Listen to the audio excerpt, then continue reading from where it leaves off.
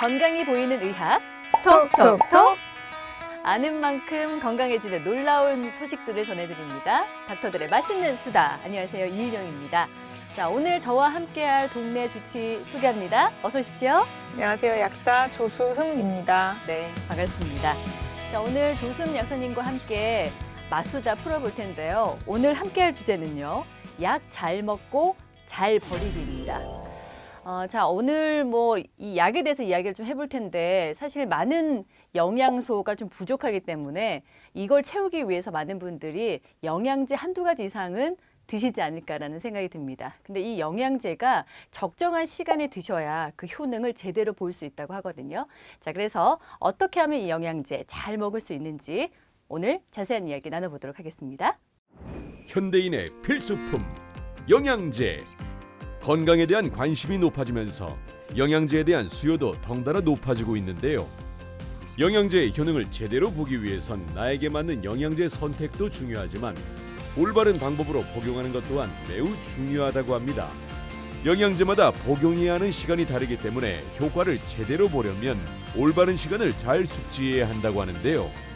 내 건강을 지키는 영양제, 잘 먹고 잘 버리는 법까지 주치의와 마스터에서 자세히 알아보겠습니다. 네. 자, 오늘의 주제 영양제 잘 먹고 또 잘 버리기입니다.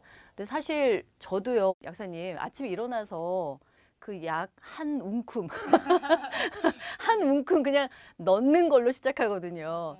아마 많은 분들이 그러지 않으실까라는 생각이 드는데 이거 괜찮은 건가요?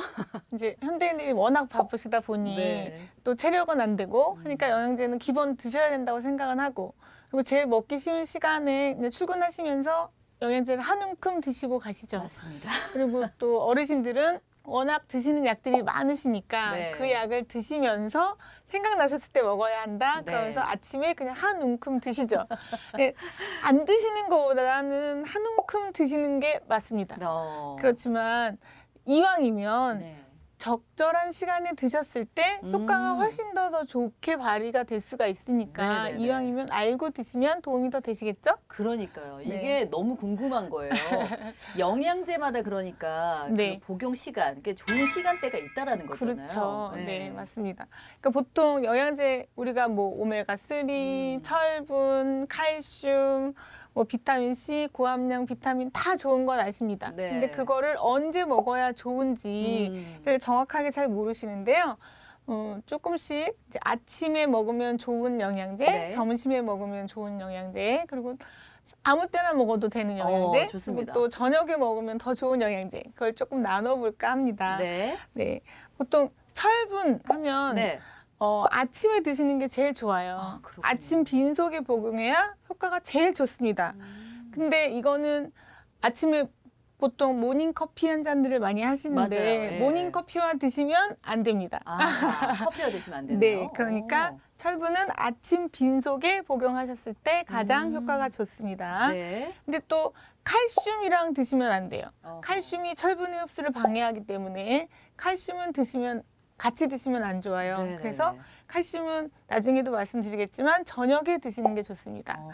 네, 그리고 비타민 C. 비타민 C는 아무 때나 드셔도 사실은 괜찮아요. 그래요? 그리고 비타민 C는 꼭 드셔야 되는 영양소죠. 음. 섭취 후 몇 시간 정도만 체내에 머물고 바깥으로 빠지기 때문에 네네네. 아침, 점심, 저녁 3번 정도 드시는 경우도 많고, 아하. 함량이 높은 거는 아침에 보통 그냥 한 번 드시는 거기 때문에 네. 아침에 드시는 게 좋고요. 비타민 C.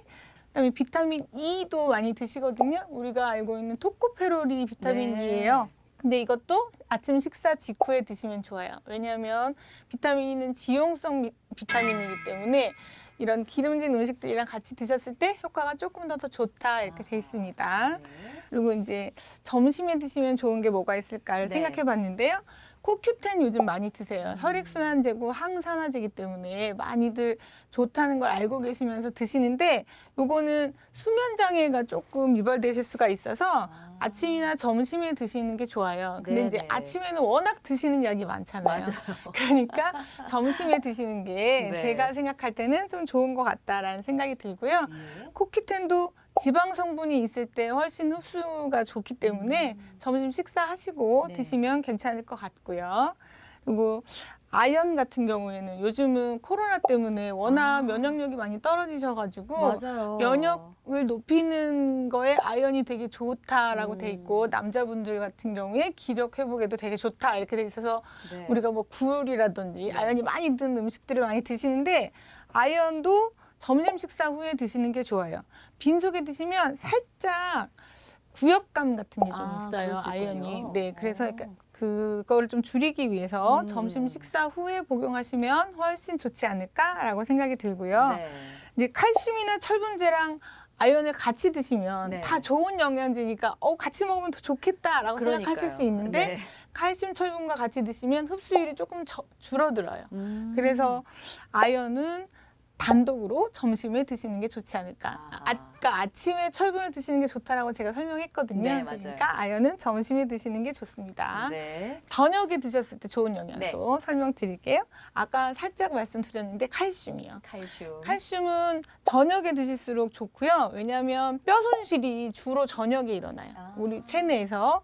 그래서 밤에 이루어지기 때문에 저녁에 드시면 좋아요. 근데 칼슘을 드시는 환자분들은 골다공증 약을 꼭 같이 드시거든요. 네네네. 근데 골다공증 약은 아침에 일어나자마자 복용하도록 저희가 처방약으로 나왔을 때 그러니까 빈속에. 그쵸. 아, 일어나자마자 네. 한 일주일에 한 번 드시는 거, 한 달에 한 번 드시는 거, 아니면 매일 하나씩 드시는 그 골다공증 약들이 여러 가지 종류들이 있는데 그 영양소들이 다 아침에 일찍 한 번에 드실 수 있도록 돼 있거든요. 네. 그러니까 절대적으로 칼슘을 같이 드시는 환자분들이 2개 같이 드시면 골다공증 약의 치료를 감소시키실 수 있기 때문에 칼슘은 꼭 저녁에 드실 수 있도록 하셨으면 좋겠고요. 네. 칼슘이 신지로이드 흡수를 방해해요. 그래서 갑상선 환자들은 아침에 약을 또 드시거든요. 그래서 칼슘은 저녁에, 갑상선 약은 아침에. 예, 네. 그래서 굉장히 별거 아닌 것 같은데, 그렇죠? 되게 어렵죠. 네. 뭐가 챙길 게 이렇게 많나 싶을 정도로 근데 이제 힘드네요. 예. 제가 설명드린 영양소들을 다 드시는 건 아니잖아요. 네, 그죠? 오해하지 마십시오. 여러분. 그 중에 본인이 드시는 약들을 잘 보시고 내가 칼슘을 먹는구나. 이건 저녁에 먹는 게 더 좋겠구나. 이렇게 네. 이 정도 생각하시면 될 것 같고요. 자, 이번에는 약 잘 먹는 방법에 대해서 알아봤으니까 네. 잘 버리는 거에 대해서 이야기를 좀 나눠볼까 합니다. 네. 사실 유통기한 지난 약들 아마 거의 100% 갖고 있지 않으실까 싶어요. 근데 저는 저 같은 경우에도 네. 이거를 매일 먹는 게 아니다 보니까 네. 어쩌다가 아프면 찾아보게 되는데 유통기한이 좀 지나 맞아요, 있어요. 맞아요. 근데 그거를 그냥 가지고 있다가 한 네. 번에 쓰레기통에 쏙 이러면 안 되죠. 그렇죠. 예. 쓰레기통에 쏙 이거 정말 위험합니다. 죄송합니다. 지금 예. 이 방법을 아마 모르실 것 같아요. 그렇죠, 맞아요. 예. 환경 오염이 정말 굉장히 심각한 상황이죠. 네. 얼마 전에도 한강물에서 메트폴민이라고 하는 당뇨약 성분의 그 성분이 추출됐다라는 기사를 본 적이 있어요. 제가. 네네네.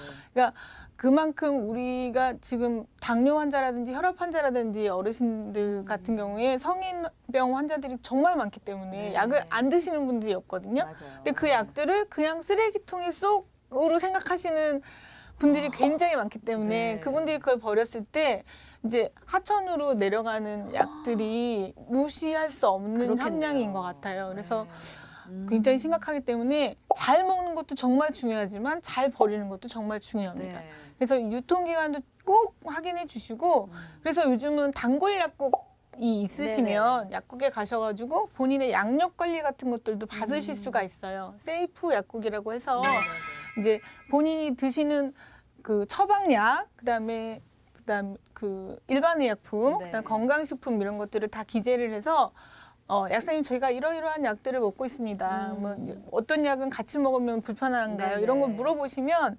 굉장히 친절하게 약사님들이 다 봐주시고 이런 약은 겹치니까 안 드셔도 될 것 같고 뭐 이런 약은 굉장히 도움이 되는 약이고 그다음에 요즘 또 전화 시스템으로 혈압약을 2달치씩 받아가시면 네. 이제 약을 드셔야 할 시기입니다. 이런 알람 메시지 보내는 그런 약국들도 계시거든요. 네, 네, 그러니까 네. 그런 식으로 관리를 잘 해주시는 단골 약국, 그러니까 세이프 약국이라든지 다제약물 관리라든지 이런 사업들을 요즘 건강보험공단이랑 약사님들이랑 같이 협약해가지고 많이 하고 있기 때문에 네, 네, 네. 그런 도움을 좀 받으시면 좋겠고요.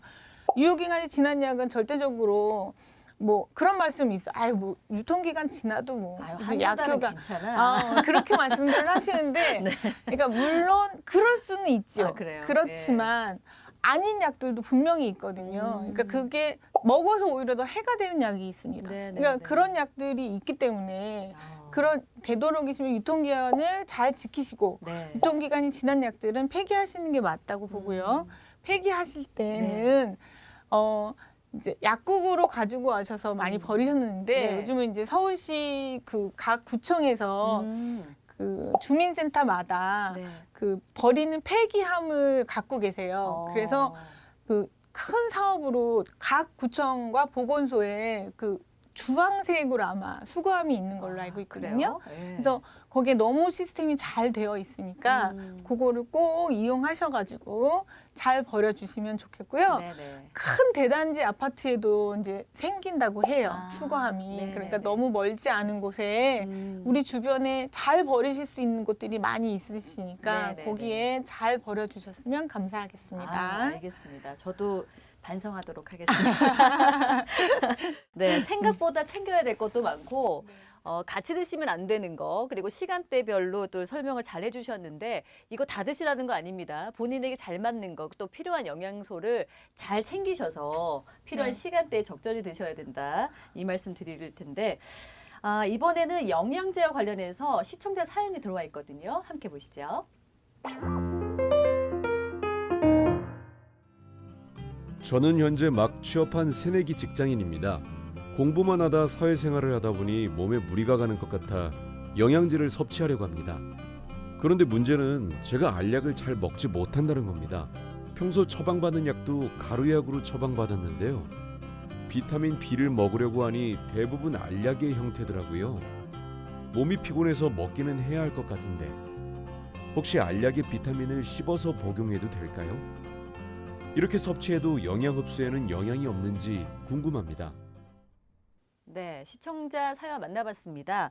그러니까 평소에 알약 못 먹는 분들이 좀 많으시더라고요. 네. 어떤 분은 그 약이 너무 커가지고 물 한 사발을 알약 하나에 드신다는 분도 계신데, 네. 근데 사실 대부분 영양제가 알약인데 좀 큰 것도 있잖아요. 네. 근데 이거를 진짜 가루 형태로 먹으면 되냐라는 질문을 해주셨거든요. 네. 알약을 못 드시는 경우에는 네. 가급적이시면 제형이 가루약으로 나오는 영양제도 있고요. 그러니까 그 효소 제품들 같은 경우에는 과립제로 많이 나옵니다. 맞아요. 예. 네, 따뜻한 물에는 바로 녹는 과립제로도 나오고 네. 요즘은 액상으로 나오는 영양제도 굉장히 많이 있습니다. 그러니까 되도록이시면 그런 제형을 사서 드시는 게 좋기는 하고요. 근데 이제 꼭 뭐 갈아서 드셔야 되는 상황이다. 선물을 받았는데 먹고 싶은데 그렇죠. 그렇죠? 예. 먹고 싶은데 알약을 삼킬 수가 없으니 네. 그런 경우에는 그냥 씹어서 드셔도 됩니다. 아, 그래요? 네, 네, 네. 어, 그러니까 특별히 효과가 아까 그렇게? 살짝 언급을 한 적은 있는데 서방용처럼 그러니까 네네. 씹어서 먹으면 안 되는 제제라든지 그런 제제들만 아니면 네. 일반 알약은 씹어서 드셨을 때 본인이 드실 때 맛이 없고 좀 불편해서 그렇지 효과 면에서는 네. 크게 문제는 없고요. 아, 근데 그렇군요. 기본적으로 그 제형들을 잘 살리셔가지고 드시는 게 좋아서 본인이 알약을 잘 못 드시면 과립제나 액상의 영양제를 찾으셔서 하시면 좋을 것 같고요. 네네네. 이제 그런 제형들이 다 각기 있잖아요. 그럼 맞아요. 버리는 것도 다 다르겠죠. 그렇네요. 알약을 먹다가 남겼어요. 네. 그러면 버려야 되잖아요. 네. 그런데 이제 우리가 PTP 포장으로 돼 있어요. 네. 그러면 PTP 포장에 알약을 넣은 채로 버리시면 어떻게 될까요? 그건 분리수거해야 하지 않을까요? 그렇죠. 그러니까 예. 그 알약은 비닐, 플라스틱, 포장 모두 다 제거해서 알약만 따로 버리셔야 하고요. 가루약은 포장지 그대로 이제 뜯지 않고 그래요? 포장지 그대로 분리 배출하시는 거고요. 아. 그다음에 시럽은 최대한 용량을 가득 채워가지고 시럽채, 병째 버리십니다. 아, 그래요? 네네네. 병이니까 분리수거하는데 아닙니다. 그럼 그 액상은 하수구에 또 버리나요? 하수구에- 아니죠. 또 그러면 잘못 생각했네요. 그러면 환경오염입니다. 네, 죄송합니다. 아닙니다. 안약, 연고 맞아요, 이런 거 맞아요. 있잖아요. 궁금해요. 이런 거는 네. 어떻게 버려야 되나? 짜서 버려야 되나? 뭐 그런 맞아요. 생각하시잖아요. 네. 그냥 종이 박스만 분리 배출하시고 나머지는 그 채로 버리시는 거예요. 네, 수거함에 보시면 버리는 칸들이 다 따로따로 있어요. 그러니까 잘 보셔서 제대로 버려주시기 바랍니다. 맞습니다. 네, 첫 번째 사연 만나봤고요. 이번에는 두 번째 사연 만나보겠습니다. 저희 어머니는 평소에 영양제를 많이 드십니다. 그런데 많은 양의 영양제를 먹다 보니 약 관리가 제대로 되지 않는 것 같더라고요. 얼마 전 봤더니 이미 유통기한이 지난 약도 있었는데 버리지 않고 가끔씩 드신다고 하더라고요. 사실 영양제가 유통기한이 있는 줄 모르시던 눈치시더라고요. 다른 것도 아니고 건강해지려고 먹는 약인데 유통기한이 지난 것들이 영 마음에 걸립니다. 유통기한이 지난 영양제 계속 복용해도 될까요? 영양제의 유통기한은 얼마나 지켜야 하나요? 네. 자, 어머니께서 이제 건강에 걱정이 많으시니까 또 영양제를 아주 많이 드시는 것 같습니다. 근데 이제 유통기한이 지난 것도 몇 개가 있는 것 같다. 네. 근데 저도 사실은 유통기한 지났는지 안 지났는지 모르고 그냥 먹을 때가 있거든요. 이게 지금 집에 한두 가지씩은 분명히 있을 것 같은데 네. 이거 진짜 먹어도 되나요? 권장하지 않습니다. 그러니까 물론 별일이 없을 수도 있습니다. 그렇지만 별일이 있을 수 있는 확률이 훨씬 더 많습니다. 그렇기 때문에 유통기간 네. 안에 꼭 드시는 걸 권장드리고요. 유통기간 지난 거는 과감히 분리배출해 주시기 바랍니다. 알겠습니다. 근데 사실 약은 어떤 치료 목적이니까 뭐 예를 들어 뭐 목감기에 들었다. 네. 3일어치 드세요 하면 네. 챙겨 먹거든요. 네, 네, 근데 네. 영양제 같은 경우는 치료제는 아니잖아요. 이게 영양제도 치료제죠. 아, 그런 네. 중에 네. 하나인가요? 영양요법이라고 네. 치료요법 중에 영양요법도 있으니까요. 아, 예. 그리고 이제 우리가 보통 드시는 영양제 중에 물론 미리 예방 목적으로 드시는 것도 먹어도 그만 있지만 뭐 이런 것도 있으니까. 그렇지만 어르신들 오시면 먹을 때는 모르겠는데 끊으면 확실히 티가 난다라고 말씀하시거든요. 예. 내가 왜 그런가 싶었더니 그거를 요즘 좀 덜 먹었네 이렇게 말씀하시는 것처럼 분명히 영양요법이 있지만 치료 목적으로도 네. 쓰실 수 있는 영양제들이 많이 있기 때문에 잘 챙겨서 드시고요. 약은 유통기한 지난 약은 드시지 마시길 권장드립니다. 알겠습니다. 자, 약 잘 먹는 법과 또 잘 버리는 방법에 대해서 자세히 알아봤습니다. 뭐 약 종류도 너무 많고 어떻게 해야 되나 고민도 많으실 텐데 약사님께서 좀 이렇게 속 시원하게 약 복용 이것만은 꼭 기억해라. 이 한 가지만 또 말씀해 주십시오. 약은 그 전문가랑 꼭 상담을 하시고 드시는 게 가장 좋습니다. 네. 그러니까 모든 카더라 통신과 너무 많은 정보 속에서 이건 이러니까 저러니까 이게 좋겠어. 그러니까 본인이 판단하시는 것도 굉장히 당연하시지만 네. 꼭 전문가와 상담하신 후에 같이 의논하셔서 본인 건강을 위해서 드시는 게 가장 좋은 방법인 것 같습니다. 네, 알겠습니다. 자, 건강하게 약 잘 드시는 방법 꼭 챙겨 보시기 바라겠습니다. 자, 이번에는 우리 생활 속의 건강 상식을 한 방으로 풀어보는 시간입니다. 건강 한방. 네, 오늘 이 시간에는요, 우울증에 대해서 알아보도록 하겠습니다.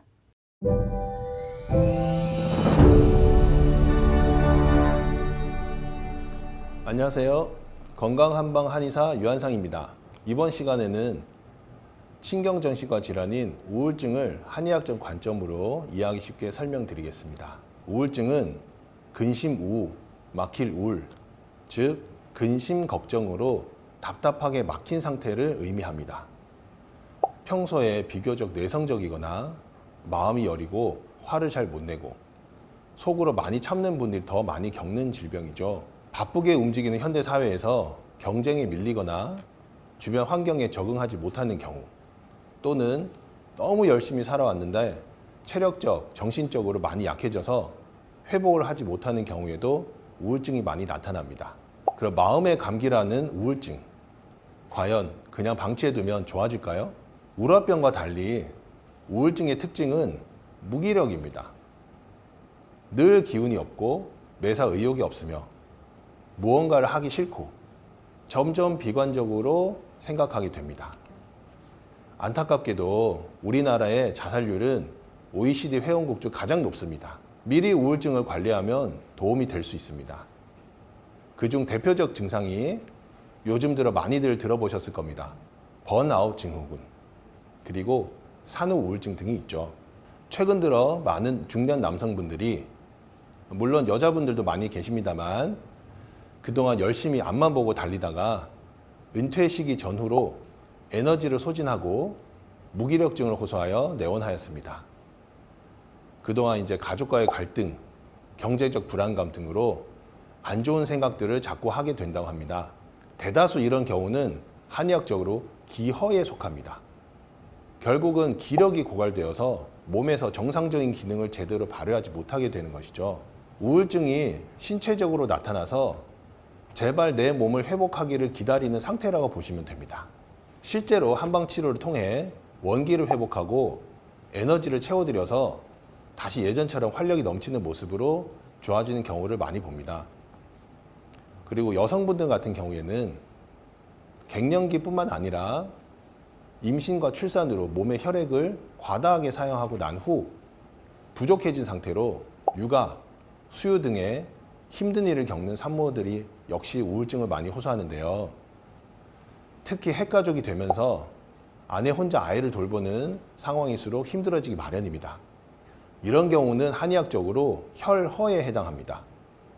그러니까 혈기가 모자라면 정신력이 약해지고 마음이 불안해지며 외롭고 허전한 상태를 느끼게 되는 것이죠. 그렇다면 이런 우울증은 어떻게 관리를 해야 될까요? 지금 현재의 우울함을 개선하기 위해서는 적절한 한방치료와 함께 평소 규칙적인 활동을 하는 것이 매우 중요합니다. 가벼운 운동이나 산책으로 몸을 움직여주세요. 몸이 조금씩 움직이면 마음도 조금씩 변화가 생길 겁니다. 앞서 우울증이 마음의 감기라고 하는 말은 정말 감기처럼 그냥 며칠이면 살짝 지나간다는 것이 아니라 평소에 규칙적인 식사, 충분한 수면으로 몸을 건강하게 관리해야만 좋아질 수 있다는 말이 아닐까요? 또한 혹시 본인 또는 주변에 말하기 힘든 우울증으로 고생하는 분들이 계시다면 강북구 보건소 생명존중팀으로 연락하시면 전문가의 도움도 받을 수 있으니 참고하시기 바랍니다. 지금까지 건강한방 한의사 유한상이었습니다. 네, 오늘 닥터들의 맛있는 수다는 여기까지입니다. 저희는 다음 이 시간에 더 알찬 내용으로 여러분들께 인사드리도록 하겠습니다. 자, 그때까지 모두 건강하세요. 저소득층 기저귀 조제분유 지원사업 바우처 지원 금액이 변경되었습니다. 지원 금액은 기저귀 월 7만 원, 조제분유 월 9만 원으로 영아가 만 24개월이 되는 전날까지 신청 가능합니다. 자세한 사항은 02901-7767 또는 7774로 문의 주세요. 염독의 대여 사업을 진행합니다.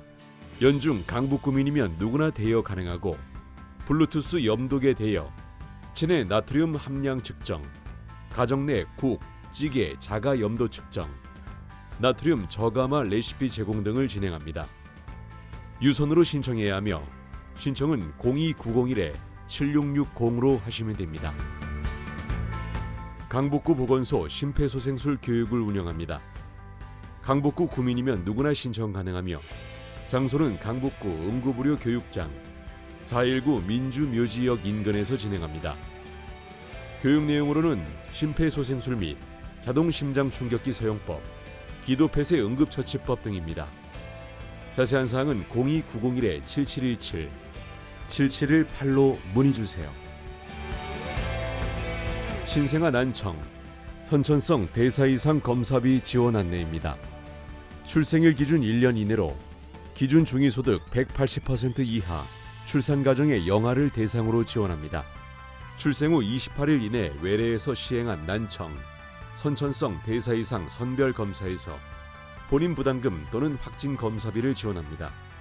자세한 사항은 02901-7764로 문의 주세요.